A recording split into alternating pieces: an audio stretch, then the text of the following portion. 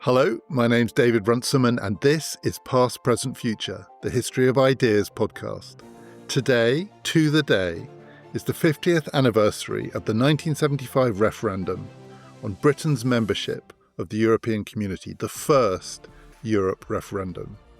Regular PPF contributor Robert Saunders published in 2018 the definitive history of that referendum, and he's joining us today to explore what it meant for Britain's history, for Europe's history, and why, in so many extraordinary ways, it was different from the Brexit referendum in 2016. Robert, I think to make sense of the 1975 referendum, we have to do a bit of deep context here. This was a referendum that took place to decide whether Britain would remain a member of the EC, the European Community, but Britain had only been a member for 2.5 years. So the country joined on the 1st of January 1973. My first question is, why did it take Britain so long to join the European Community? And given it took so long, why did Britain join at all? I think there's often a sense that Britain stayed out of the European Community early on in a kind of spasm of irrationality or a kind of orgy of complacency about its status as a victor power. And that is fundamentally untrue. So British governments after 1945 knew that they were in big trouble. Britain had lost about a quarter of its total national wealth in the war. It had lost 2/3 of its global trade. It was dangerously in debt, not just to the United States, but to its own colonies. And it was facing insurgencies across much of the empire. So British politicians after 1945 were wrestling with three big questions, which is, how do you rebuild your economic strength after the devastation of war? How do you build Britain's diplomatic and military strength now that you're in a world of global superpowers? And how do you secure the food supplies and the raw materials that Britain urgently needs but can't produce itself? And in the years after 1945, it's really not obvious at all that the answer to those questions is to cooperate with Western Europe, given that Western Europe was itself economically devastated by the war and had been really morally compromised by Nazism and Bolshevism. And there are quite good reasons for thinking that Britain just has better options out there, that it can do this by a special relationship with the United States, a closer relationship with the Commonwealth, and by a greater degree of planning and economic control at home. And of course, the first European institutions are developing just at the moment that the Attlee government is taking things like coal and steel into state ownership. So the idea that you're going to hand these things over to a supranational body that takes it out of national hands, it's a really hard moment to make that kind of argument. So it's not some kind of irrational decision. Britain looks around the world and it sees a Commonwealth that is economically growing. Australia alone takes more of British exports than the 6 founder members of the EEC combined. It sees a United States that looks like its best defence ally, and it's got these really exciting new policies. The problem by the 1960s is it's much less clear that that was the correct choice. Before we get on to why there had to be a strategic shift through the 60s into the 70s, you mentioned food there. I mean, presumably, because food is going to play quite a part in the 1975 referendum. That's going to be a big issue, question of common agricultural policy and other things as well. The Commonwealth and the United States, but the Commonwealth in particular, looked like a much better bet, didn't it, for securing Britain's food supply than Europe did? It really did. We have to remember that Britain hadn't been able to feed itself since the 1840s. So secure food supplies are absolutely essential. That's not going to come from Western Europe in the years after the war. Western Europe's own agriculture has been devastated by the conflict. It's still importing food itself until the late 1950s. And of course, crucially, the things that Britain needs to buy after 1945, it needs to buy in sterling because it's got quite small supplies of dollars, which it's trying to conserve. So buying from the Empire or from the Commonwealth is something that Britain can do in its own currency on quite favourable terms. So protecting those food supplies is just a central driving force of British policy in a way that we've forgotten because we're so used to food abundance nowadays. So by the 60s, how much of the shift has to do with the fact that we are 2 decades on from the end of the war? Western Europe has rebuilt and indeed in many places is thriving, the West German economy in particular by the mid-1960s, looks like a shining example to other countries. How much of this is about a very different perception of what was available, what was possible in a relationship with continental Europe? Well, in all sorts of ways, it starts to look like Britain has just jumped on the wrong horse after 1945. The idea that the Commonwealth was going to be some pliant basis for British power is just manifestly collapsing. Issues like Rhodesia, apartheid are pulling the Commonwealth apart. And the Commonwealth economically actually is becoming drawn increasingly into the US economic zone. As for the special relationship, the idea that Britain can be some kind of tutor to Washington, that it can play Greece to America's Rome, as Harold Macmillan famously put it, is also looking a little bit threadbare. And actually, by the 1970s, the US itself is starting to look like an unreliable ally in the age of Watergate and enormous political instability and the failures of the Vietnam War. And it also starts to feel like the big danger to national economic control, the kind of democratic control that Labour has been trying to build, isn't actually membership of something like the European Community. It's the power of global capital and simply the weakness of the British economy. It's increasingly apparent that Britain is subject to global economic forces that it can't control. So the goals of British policy don't particularly change, but the instruments that you might use start to shift. It starts to look like the best way to help the Commonwealth might actually be to secure it access to European markets, that the best way to make Britain useful to the United States might be to be an American ally inside the European Community. And the best way to rebuild control over Britain's own economy might be to rebuild its economic strength within this new European structure. We shouldn't give the impression that there was a British political establishment that had a view in 1945 through the 50s, and then the establishment started to change its view because, as the referendums are going to show, the British political establishment was completely divided on this question. But not just that, the main parties were divided on this question too, above all, the Labour Party. So as you just said there was a, I suppose we could call it conventional Labour view that the European Union itself was a kind of Trojan horse of capitalism and bankers' control and things like nationalisation of British industries and national control, democratic national control of the British economy had to be protected from supranational institutions. That view in the Labour Party had not disappeared by the time Britain joined the European Community in 1973. Had it become the minority view even? Well, you're right that there isn't a single establishment view, that both parties have different wings on this. In fact, it's a feature of the European debate that it fires a kind of missile through conventional party alignments. But what we do see is a remarkable degree of consistency between the two front benches. So neither Labour nor Conservative governments join the early movements in the 40s and 50s, and then they both apply for membership in the 1960s and 1970s. And I think that economic context is absolutely crucial. For all of Britain's problems, after 1945, it is the most powerful economy in Western Europe. By the late 1960s, and certainly by the mid-1970s, it's very much trailing along behind what's happening on the continent. And it's almost routine by the 1970s to talk about Britain as a nation in crisis. So Private Eye runs a regular column called Doom Watch, in which it simply reports all of the terrible economic news every month and all of the perhaps rather hysterical headlines about national collapse. The Labour Party's manifesto in the 1974 general election is called Labour's Way Out of the Crisis. And if you open a copy of The Sun in 1975, the strap line at the top of the page simply reads, Crisis Britain, Crisis Britain. There's a theme in cartoons from the period of Britain being represented as a sinking ship with this great ocean liner of the European Community steaming past. So the economic context has changed, and given that the biggest problem confronting every government in this period is the state of the economy, the idea that there is this sort of golden goose across the English Channel, in some way you might be able to jump across to the nest, becomes increasingly appealing to both front benches. But despite the fact that there was a kind of consensus across the front benches, we're going to have to get on to what is in some ways the central question here, which is why nonetheless a referendum was needed, because the decision to join the European Community was a decision taken by government and then ratified by Parliament, which is how it's meant to be in the British system.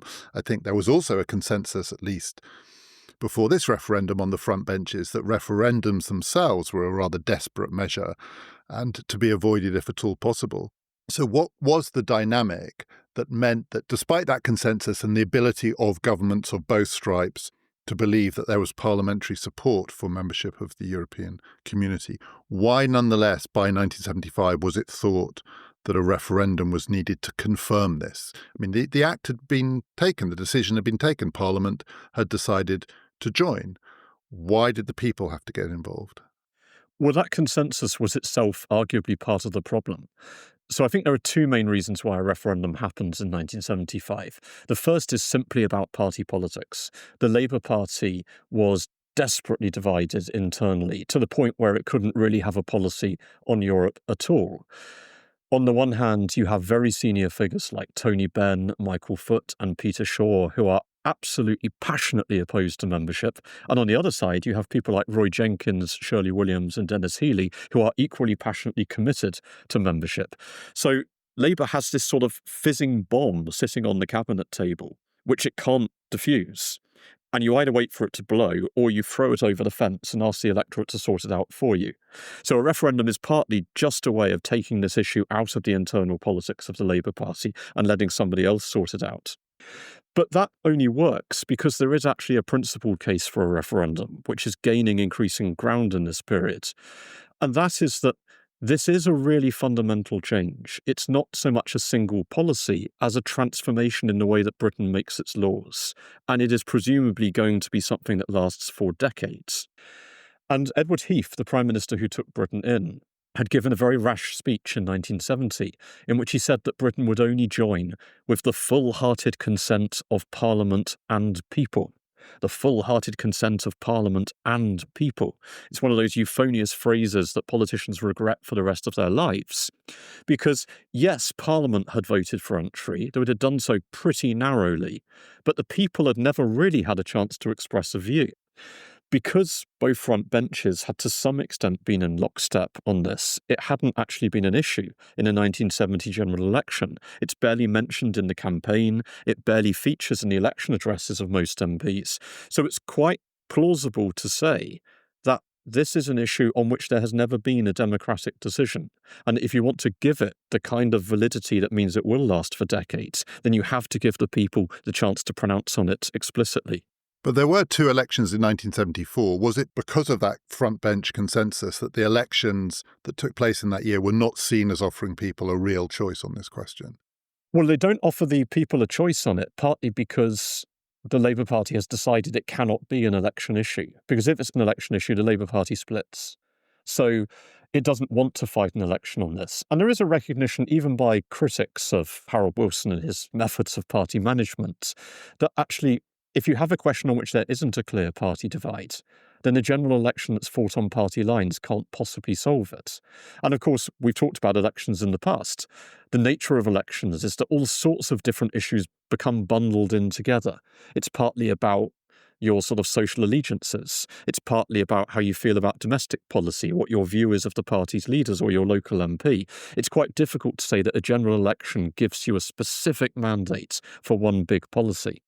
Were those antis on the Labour front bench, the ones that you mentioned, Tony Benn, Michael Foot and others, were they making that traditional case that I alluded to there, which is that the Labour Party exists as a national party of national government to take national control of a national economy?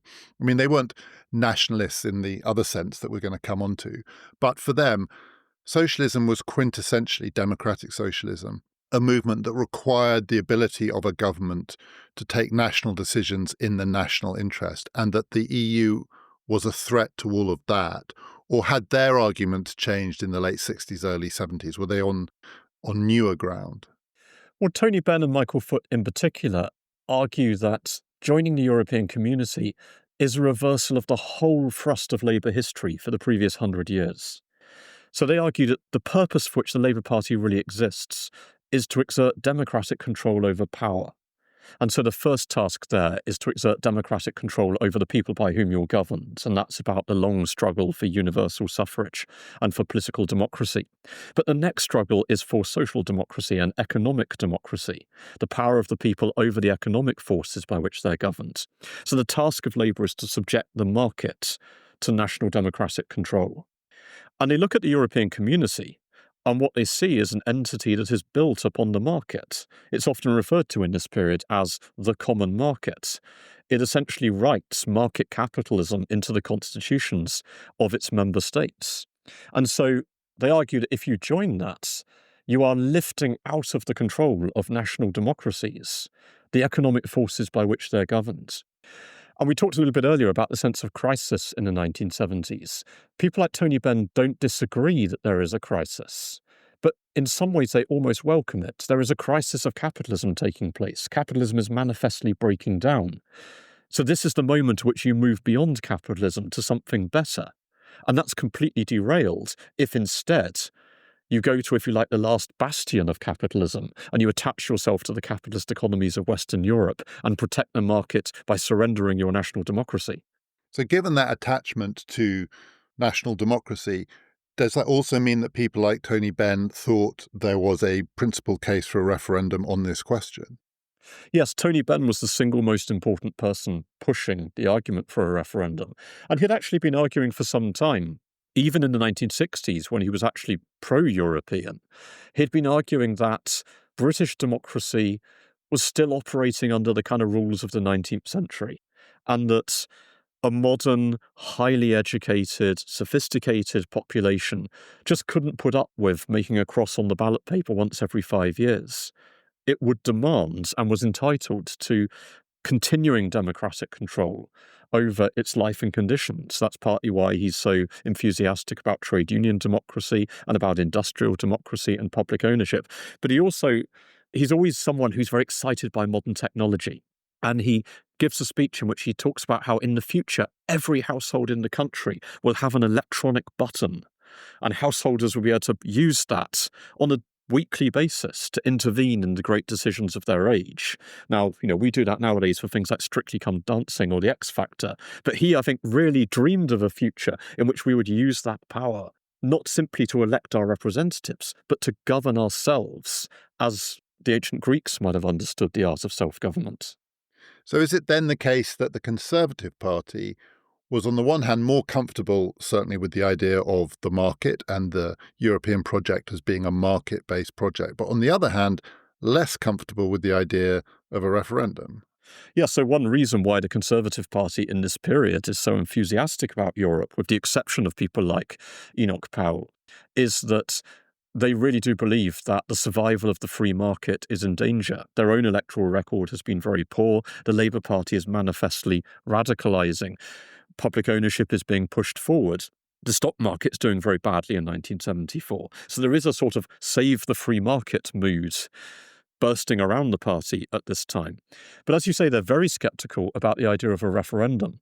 So Margaret Thatcher, who becomes leader just a few months before the referendum in 1975, uses her maiden speech as leader in Parliament to denounce the idea of a referendum.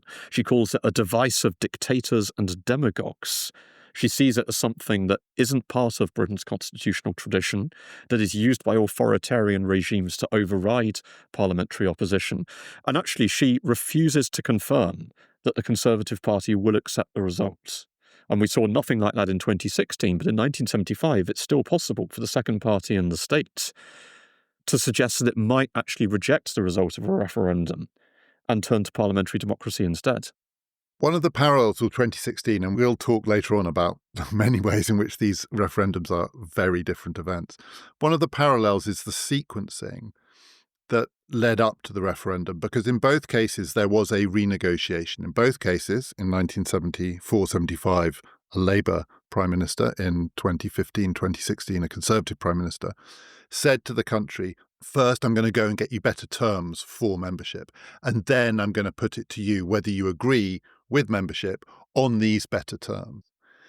So in the case of the referendum in 75, Harold Wilson went to renegotiate Britain's terms, and this was a pretty rapid renegotiation because Britain had only been a member since the start of 1973.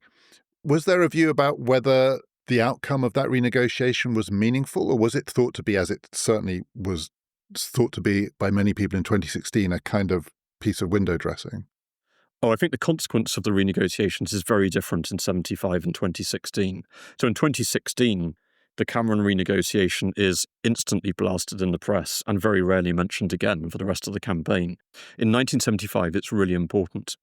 And it's important for two key audiences, the Labour Party in Parliament and Labour voters in the country. So the driving force behind the renegotiations is that while Labour was in opposition after 1970 and Heath was negotiating entry, Harold Wilson has to find a way to hold the Labour Party together. He's got to find a policy that both supporters and opponents of membership can accept. And his compromise becomes that we oppose the Tory terms. We hold open the question of the principle of membership, but we can't join on Tory terms. The thought being that the Tory terms were too pro-market? Well, I think the thought being really that they're just Tory. That Harold Wilson's first priority in politics is always to hold the Labour Party together. So if you can say, we might join the European community, but we can't do it on those dreadful terms, then that's a useful political position to you. But he also recognises that if he's going to win a referendum in 1975, and I think he does want to win that referendum, then he has to give Labour voters permission to change their minds. People who have been saying, well, we can't join on the terrible Tory terms, have got to be able to explain why they're now happy with something different. So in a way that's a bit different to Cameron, what he does very skillfully is to identify the things that Labour voters most care about and to try to get something on each of those. So he recognises it's not really about what he calls the theology of membership or commitments to things like ever closer union, which Cameron focused on. It's about food prices. It's about relations with the Commonwealth, which are very important to the Labour Party in this period. It's about making sure that membership won't interfere with public ownership and nationalisation. It's about getting more European development money for deprived areas in Britain, and it's about securing a better financial settlement. And he goes in a kind of laser-focused kind of way to try to get something on each of those points. And he succeeds. Yes, I mean, he's lucky in some respects in that some of those issues actually have become almost redundant by 1975. So on food prices, that had been a huge problem because there was no question that food was more expensive inside the common market. But actually, by the mid-1970s, food prices are rising all across the world, and that difference has almost disappeared. So before that, the fear was membership of the European community would drive up British food prices because there would be a common market across the EC and the UK. Exactly. Part of the point of membership, or one of the terms of membership, is that you have to erect a tariff barrier against trade outside the community. So food imports from the Commonwealth are going to become more expensive, and food bought from inside the European community simply costs more because things like labour costs are higher. That's a big issue in 1973. And it could have been a big issue in 1975 because inflation is the big issue of British politics. It's been running at around 25% for a period. But actually, global food prices have risen so radically because of increased demand that there isn't really much of a difference by that stage. Likewise, it's fairly clear, actually, that the community isn't particularly fussed about nationalisation. It's not going to interfere with Labour's public ownership plans. So those things become redundant. So what Wilson is able to do is to get more access to community markets for things like New Zealand butter. He's got fleets of relatives in New Zealand, and he's very much a Commonwealth man himself. And he understands that things like trade with Australia and New Zealand matters emotionally to Labour voters, in the same way that things like fishing matters emotionally today in a way that exceeds its economic importance. So you get something on that. He gets a slightly better deal on regional policy, more development money from the EC, and he gets a slightly better financial settlement. Now, in practice, that actually proves a bit of a bust flush, but he's able to go to the country and say, this is what I asked for, and this is what I've got. So you mentioned there the theological arguments in contrast to these more literally bread and butter issues. And earlier on, you mentioned a figure who was absolutely key to this campaign, absolutely key to this period of British politics, and that's Enoch Powell. So if we talk now about the campaign itself, because the campaign, it was fascinating and it's particularly fascinating to compare it to the campaign in 2016. So I want to ask you about some of the things that did come up and some of the things you might have expected to come up, but didn't really. So on the question, I suppose the big theological question, which is sovereignty, for Enoch Powell, am I right in saying that was the key issue? This was, in the end, for a politician like him, a question of Britain's national sovereignty, and he could not abide membership of the European community because he thought it was the end of the sovereign nation. Yes, I think actually for both Enoch Powell and Tony Benn, who come from completely opposite ends of the political spectrum, in different ways for both of them, sovereignty or democracy is the key issue. And there's a bit of a myth that nobody talked about sovereignty in 1975, that this was somehow swept under the carpet. It's the number one issue that the Out campaign talks about. It's the first item on their manifesto. It's the thing they put on all their posters. And their slogan is the right to rule ourselves. And for Enoch Powell in particular, he has almost a kind of mystical commitment to nationhood. For him, the nation is the core allegiance of humanity. It's a kind of instinct buried deep in all of us. It's the thing for which people will fight and die. It's the principle, he says, for which young men took to the skies over Britain in 1940 and gave their lives. And no government has the right to give that up, even if it makes you wealthier, even if it protects your economy. There is an almost religious commitment here to the principle of nationhood. And for Powell, that is absolutely central. Given he was also completely committed to parliamentary sovereignty, did he struggle with the idea of the referendum itself? Or did he think that when the stakes were this high, in a way, the means didn't matter? What you had to do was protect the nation itself? Yes, it's a strange irony that he didn't like referendums. He argued they would promote irresponsible government, in which politicians would simply shrug their shoulders and say, well, we think this is a terrible idea, but you, the electorate, told us to do it, so here we go. But there is a referendum in 1975, and so he will take that opportunity. He'll take any weapon that's available to him to get Britain out. And actually, of all of the Leave campaigners, he's perhaps the most relaxed about defeat, because he simply does not believe that this can stand, because he thinks nationhood is so deeply embedded in the souls of the British people and it's so entrenched in their history that all this can possibly be is a temporary setback. Britain will leave. The only question is when. And given, as you say, he and Ben are completely on opposite sides of most political questions, to have a campaign, the Out campaign, in which the two best known representatives of that campaign, and they were two of the absolutely dominant political figures of the age, are Tony Benn and Enoch Powell, did it not suggest, notwithstanding their agreement on higher theological questions, a kind of incoherence? Oh, the Out campaign in 1975 is just a complete catastrophe zone. It's made up of people who wouldn't be seen dead in the same coffin. Tony Benn has accused Enoch Powell of flying the flag that flew above Belsen and Birkenau, the concentration camps of Nazi Germany, in his speech on Rivers of Blood. Enoch Powell regards Tony Benn as a fundamental danger to freedom in Britain. So these people can't possibly work together. And it's a real boon to the Yes campaign, the campaign that wants to keep Britain in the European community, that although the Out campaign has real talent in its ranks, it's polarising talent. So it can call on Enoch Powell and Tony Benn and Barbara Castle and the Reverend Ian Paisley, and all of these people have enthusiastic bands of followers. But they all repel more people than they attract, and they certainly repel one another. And the Yes campaign actually does some market research early in the campaign, and it discovers that every time one of those four goes on the radio, support for staying in goes up. So we actually have the extraordinary scenario in which the pro-European side is trying to get people like Enoch Powell and Tony Benn airtime because it thinks they have a repellent effect on the electorate. You mentioned the Rivers of Blood speech.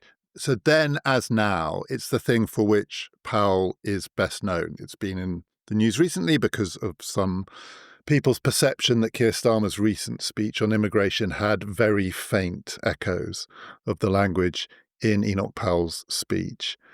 And yet, immigration wasn't, I think I'm right in saying, really an issue in the 1975 referendum campaign, not even for Powell himself. Is that right? Yes, it is. In retrospect, it's the dog that doesn't bark. It's barely discussed at all. Freedom of movement was part of the core treaties of the European community, so it was there, but it's just not really a practical issue.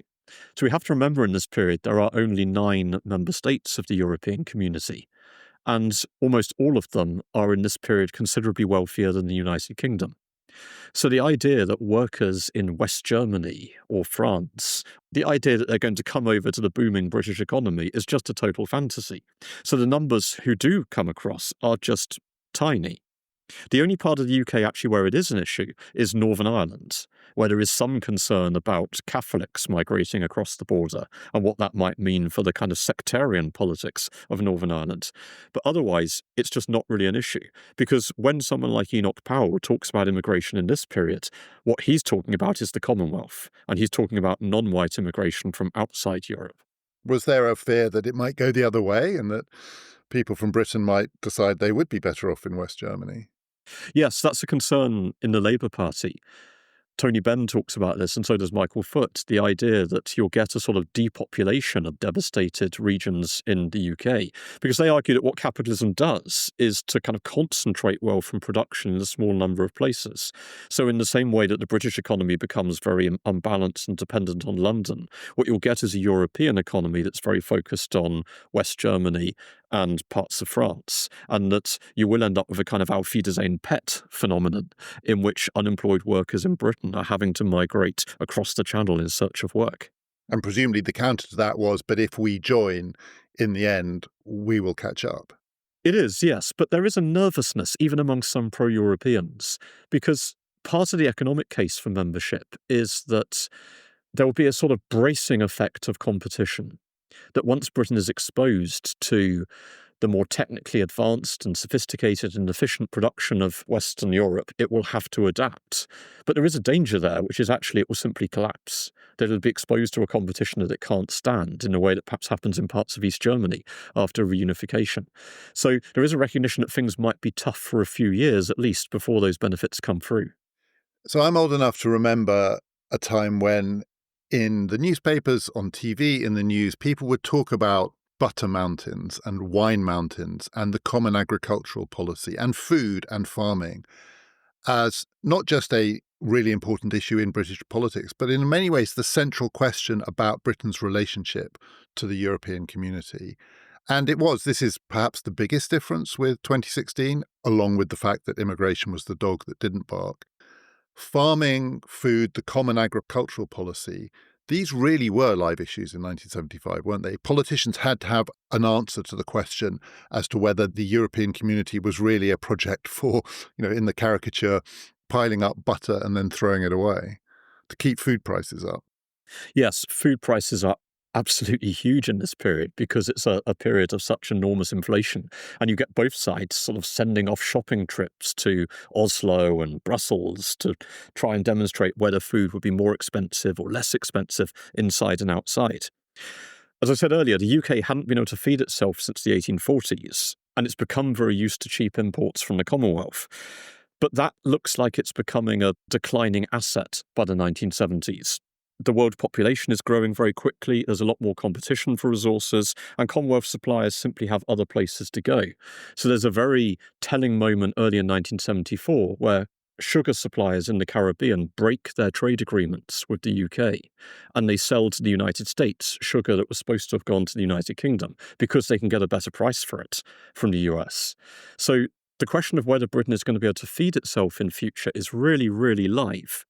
Now, the Common Agricultural Policy is a very contentious way of tackling that, because essentially what it does is it establishes minimum prices for European farmers, and it does that to kind of guarantee them an income.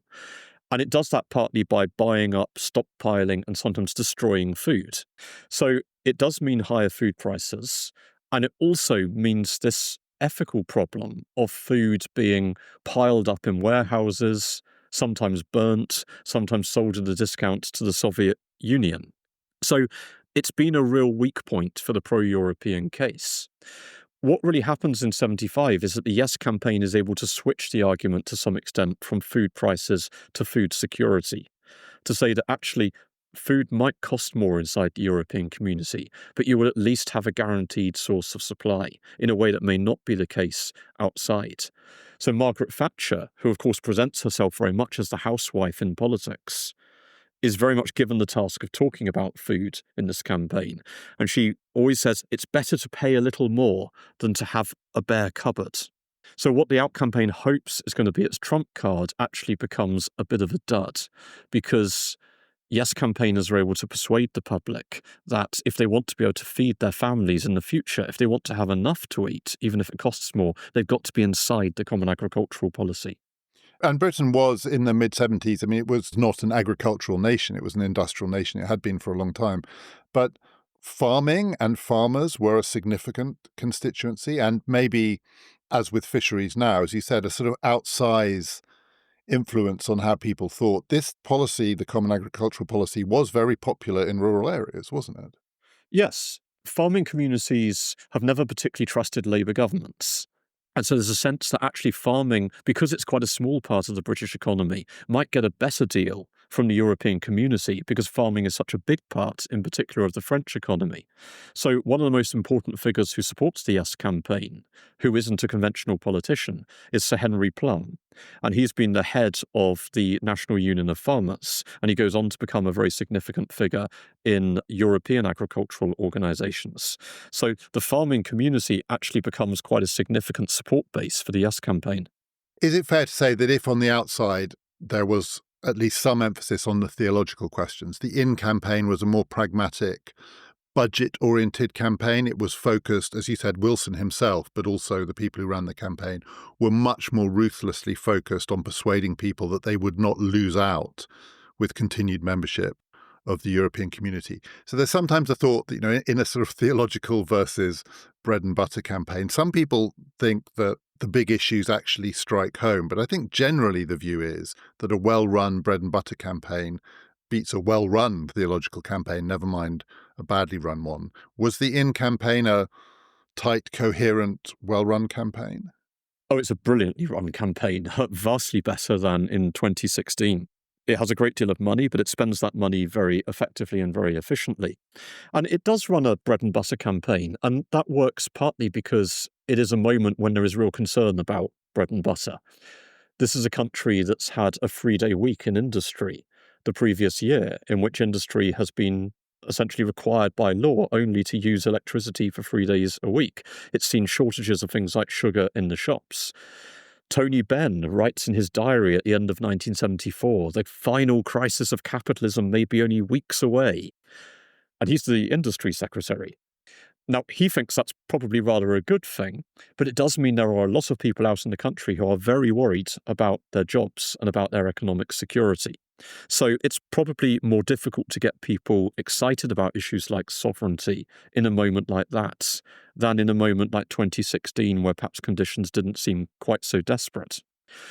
But beyond that, one of the things that the Yes campaign does really well is it recognises that most people aren't that interested in European integration. It's not something that people talk about in the pub.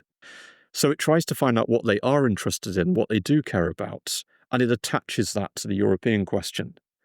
So it has all of these different offices, all these groups like Christians for Europe, Businessmen for Europe, Socialists for Europe.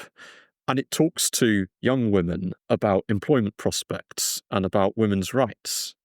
It's one of the first political movements in Britain that produces campaign material explicitly for single mothers about how European law might protect them.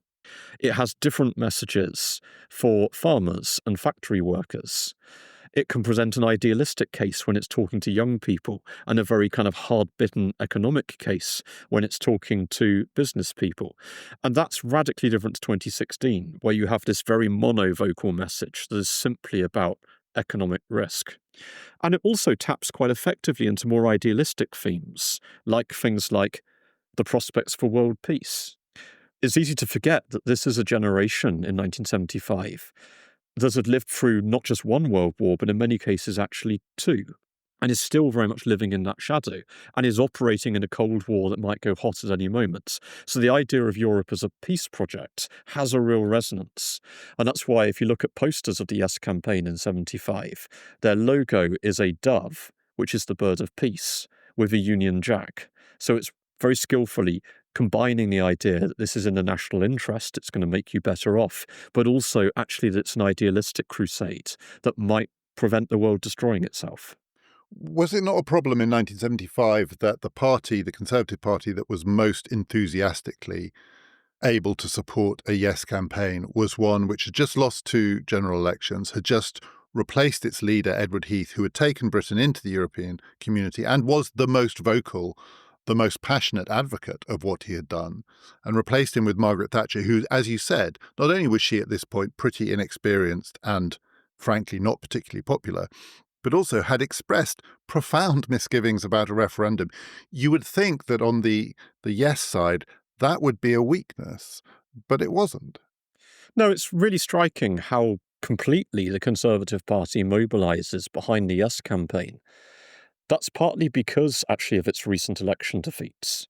If the Conservative Party can't defeat the Labour Party at the ballot box, then it becomes more attractive, actually, to be part of a community that might stop a Tony Benn-led government doing very radical things in the future.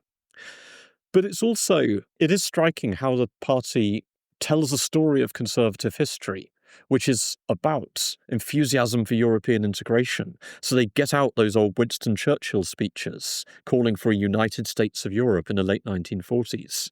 The last big rally before the campaign is at Trafalgar Square, where Margaret Thatcher appears in her Yes to Europe jumper with the flags of all of the member states knitted into it.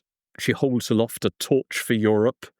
She gives a speech in praise of Edward Heath, and the other speaker is Harold Macmillan, who was the Conservative Prime Minister who had first applied for membership.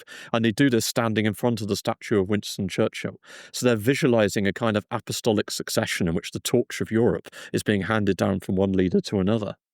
Because the result was decisive, 67%, I mean, that is an absolutely thumping win. I think I've always thought that it was a bit of a fait accompli, that this referendum had to be called for pragmatic political reasons. Harold Wilson was a skilled, from one perspective, or devious from another perspective, political operator. And this was part of his operation. He marshalled the forces he needed to marshal, and the British public did what they were expected to do. And yet, earlier on in 1975, the opinion polls suggested it was going to be a really uphill struggle to get endorsement for continued membership of the European community. I think the polling was quite strikingly against the idea that yes would win. Should we think, I mean, the polls might have been wrong. It might be one of those questions that people often think, particularly actually with referendums, that people focus their minds much closer to the day itself. But is it also the case that actually the campaign turned it around, that public opinion was turned around in 1975? I think there's always a danger that things look inevitable after they've happened. So we look back at this big win, and it looks like it must have been in the bag all the way through. But as you say, the polls at the end of 1974 had suggested that 2/3 of voters potentially would have voted to leave. And politicians aren't just relying on the polls in this period. They can also look across at the example of Norway, which had held a referendum 3 years earlier, in which all of the major parties had recommended a vote to stay in, and the Norwegian public had voted to leave. So they knew very vividly that referendums could be lost. They also know that they're fighting a kind of election of which they have no experience. They've never fought a referendum before. So there is a real fear and anxiety, which is partly why the campaign works so hard. But I think probably they have three main advantages which carry them to victory. So in terms of structure, the in-campaign just has overwhelming firepower. It's got vastly more money than the out-campaign. It actually has more money left over at the end of the referendum than the entire spend of the Leave campaign. It has almost blanket support in the press. So papers like The Sun, the Daily Mail, the Daily Telegraph, the Express, all of which we associate with Euroscepticism today, those papers are all pro-European. Was the Daily Mirror in or out? The Daily Mirror is fairly balanced but leans towards staying in. So even the great Labour paper didn't think it wanted to tap into that Labour instinct that this was a capitalist plot? Yes, I mean, the only newspapers or major outlets that back leaving are The Spectator and a communist newspaper. And that goes alongside something that the Yes campaign works really hard to do, which is, as well as lining up politicians and business people, it lines up celebrities and people that you might admire, so sports stars like the boxer Henry Cooper, or the England cricket captain Colin Cowdrey, or the novelist Agatha Christie, or the Olympian Mary Peters. And what it's trying to say is all of the people you trust, all of the people that you like and respect, they want you to stay in. Whereas all of the people that you think are a bit mad want you out, whether that's the IRA or the Democratic Unionist Party or Tony Benn or Enoch Powell. So you've got to decide, are you going to put yourself on the side of respectable, ordinary opinion or on the side of the fringes? So that's really important. I think the context is also actually really important, and there's a big difference with 2016, that this is just a referendum that happens in an overwhelming atmosphere of national crisis. Inflation's been above 20%, industry's been on a 3-day week, the United States is reeling from Watergate, the Cold War seems to be going very badly. The same newspapers that are reporting on the referendum are reporting on things like the fall of Saigon. So the stakes in this referendum are very, very high. It's quite a difficult moment to persuade people that this is when you should take a really big risk or a kind of economic leap in the dark. And then finally, as you've suggested, the in-campaign is just really, really well run. And in particular, it has this strategy of multiplying campaign messages to different sections of the electorate. So you touched on there something that I want to talk about to finish. One of the most remarkable things about the 1975 referendum, and people who've been listening will have been, I think, having these thoughts in the back of their mind, is how in some ways it feels like a mirror of 2016, who's on which side. The Labour Party is split, the Conservative Party is more united, the Conservative Party is more pro-European, the Labour Party is much more doubtful. If you look at the results of the 75 referendum and map them against a map of the UK in 2016, the places that were most pro staying in 75 were most keen on leaving in 2016. So rural areas, if you look at Yorkshire outside of the big cities. We'll talk a bit more about that in the second part of this conversation. But one feature of that is Scotland, Wales, and Northern Ireland.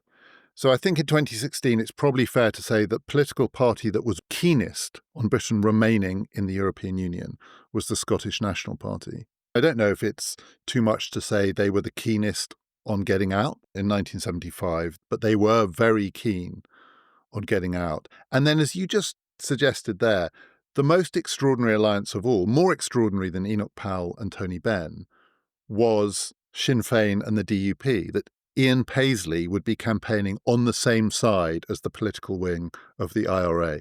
So I think we've got to talk about this because it's mind-blowing in lots of ways. If you're used to growing up with a politics and a politics of Europe that reached a climax in 2016, how was it so different in 1975? Why, to start with, were the Scottish nationalists so against continued membership? Well, I suppose this is a party that exists to achieve national independence from Scotland, and there is an obvious logic in saying, if we don't want to be governed from London, then nor do we want to be governed from Brussels. If we don't like being a small cog in this union, why would we want to be an even smaller cog in a larger one? And there's particularly a sense at this time that the European community is a kind of imperial entity, that it's a gathering of the former imperial states that are now finding a new way of exerting control as they've lost their colonies. So as a party that sees itself as an anti-imperialist party in the 1970s, as a party that in some ways sees itself as being quite on the left, the SNP sees the European community as a threat to its dreams of nationhood. So we get someone like a young Alex Salmond actively campaigning to keep Scotland out. And as in 2016, was there a thought that it might help the cause of Scottish independence if Scotland voted differently from the rest of the UK and was coerced against its will? Were there those calculations going on as well, that this wasn't just a poll on the issue itself, but if you have a referendum, one of the things it highlights is the possibility that the different parts of the UK may have a different opinion on constitutional questions, which then actually challenges the idea of the Constitution itself, because now Scotland might be bound by a popular decision which the people of Scotland have rejected. It didn't work, it should be said, because Scotland didn't follow the SNP's lead. But was that part of the calculation, that actually you can play a double game with a referendum? Yes, it's one of the many ironies of the 1975 campaign.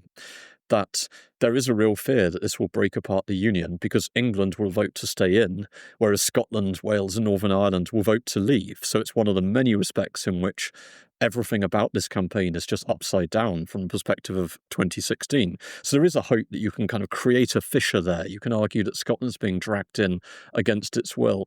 It's also, though, about concern for Scotland's traditional industries and how they're going to fare inside the European community. But there is already actually underneath the surface a wing of the SNP that is starting to think differently about European integration in the 70s. And that's partly because they're looking at the experience of Ireland. And Ireland establishes itself as a serious diplomatic player in Europe in a way that it hadn't really been before 1973. It discovers that in some ways it's less overshadowed by its giant neighbour when they're both part of something much bigger than when they were both outside. So it starts to become easier to imagine a future for Scotland as an independent country in which a lot of the questions that might be difficult about independence are solved, because if Scotland and England are both part of the European community, you don't have to worry about things like tariff barriers and trade borders. You're both going to have access to European markets, you're going to have access to European regional funds, and you're no longer overshadowed by England in the way that you are in the United Kingdom, where England makes up about 83% of the population. So how then finally do we explain the Northern Irish situation in this referendum? How did Ian Paisley, so the extreme wing of Ulster Unionism and the extreme wing of Irish nationalism, how did they end up on the same side? And did they think they were on the same side, or were they actually fighting two completely different campaigns that happened to align them as antis? Oh, there's absolutely no coordination. They would certainly not have regarded themselves as fighting on the same side. But you're right, it is astonishing. And if you look at the campaign material from the period, the Democratic Unionist Party are running posters arguing that the EEC is a popish plot, that it's part of an attempt to subvert Protestantism in Northern Ireland. There's one poster that reads something like, "A vote for the common market is a vote for Rome, ecumenism, and the Antichrist." This is Paisleyan rhetoric of a kind we just don't really get anymore. At the same time, if you look at the kind of journals that the IRA are putting out, on one page you'll get an article about how to build a pipe bomb, and on the page next to it about what membership of the European community is going to mean for the Port of Belfast and how difficult it's going to be for Catholic jobs. But I guess what it does bring out is that actually there are similarities between these two political movements, which is that they're both political traditions that care a great deal about borders and about sovereignty. They might disagree on where that border should be and on what the sovereign nation actually is, but they're both intensely hostile to a project that is about eroding borders and pooling sovereignty. They're both essentially nationalist projects, but they're projects that are loyal to different ideas of the nation.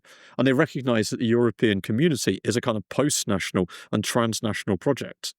So unionists tend to worry that membership is going to erode the border between the North and the South, whereas Sinn Féin actually worries that it will kind of freeze the border.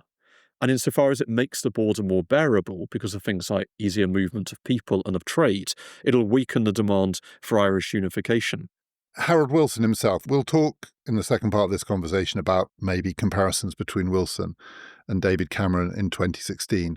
One difference is that Harold Wilson tried to present himself as rather above this question, that he'd franchised out to the people and that watching politicians in his own party and other parties fight it out, and that he was, though you said earlier he was very keen to win this referendum, he came across, I think, as relatively relaxed in that, he would accommodate whatever happened. But when he did win, it was heralded as a triumph for him and a triumph for the forces of, let's call them centrism. As you said, the In campaign did a good job of saying the crazies are on the other side. All of the fringes are on the other side, and literally all of the fringes, geographical fringes, ideological fringes. In the Northern Irish case, it literally is theological as well. Whereas what's in the middle is the thing that came through. And therefore, there might have been a hope that it had lanced the boil of some of the boiling anger of British politics in this period, and that people like Enoch Powell and Tony Benn and others had shot their bolt. But it didn't. Harold Wilson is a really important figure in the campaign. I think it's the Daily Express, shortly after the result, has a big cartoon of him as a Roman emperor being hauled through the streets in triumph, with trade unionists and Bennites being dragged in chains behind him while adoring crowds, including Mrs. Thatcher, throw flowers at him. And I think he did play it absolutely brilliantly, because he wasn't a romantic European. He wasn't committed to the European ideal in the way that Ted Heath was. In all sorts of ways, I think he actually quite disliked the continent. But that gave him his power, because he was able to say to Labour voters, I don't really care about the theology of this, but I am persuaded that on balance it's worth staying in. So he's able to portray himself actually as a skeptic, but a skeptic who thinks that this is worth doing. So you can reach parts of the electorate that someone like Roy Jenkins or someone like Ted Heath just can't.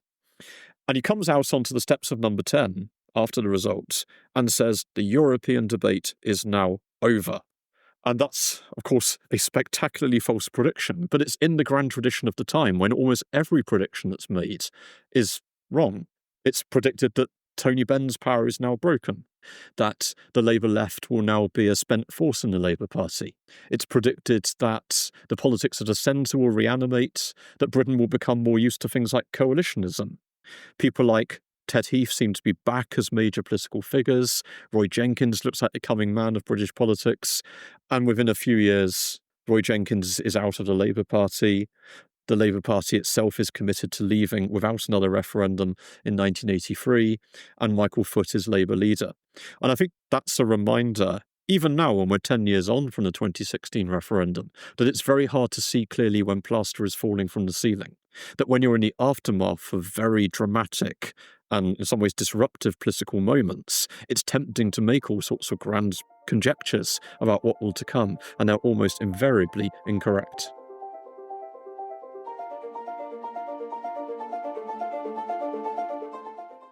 This is a conversation that comes in two parts, and if you would like to hear part 2, which will be out tomorrow, you can get it by subscribing to PPF Plus. Just go to the link in the show description or our website, ppfideas.com.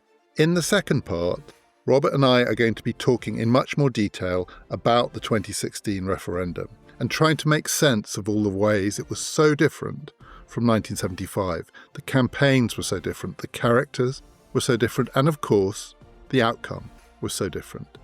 We're also talking about where we think Britain's relationship with Europe is today. Sign up now. Just go to ppfideas.com. In our regular slot next time, we are going back to political trials, and I'm going to be talking about a trial which, along with the trial of Socrates, is probably the definitive example of a truth teller confronting a court that does not want to hear the truth. It's the trial of Galileo, but was it all what it seemed?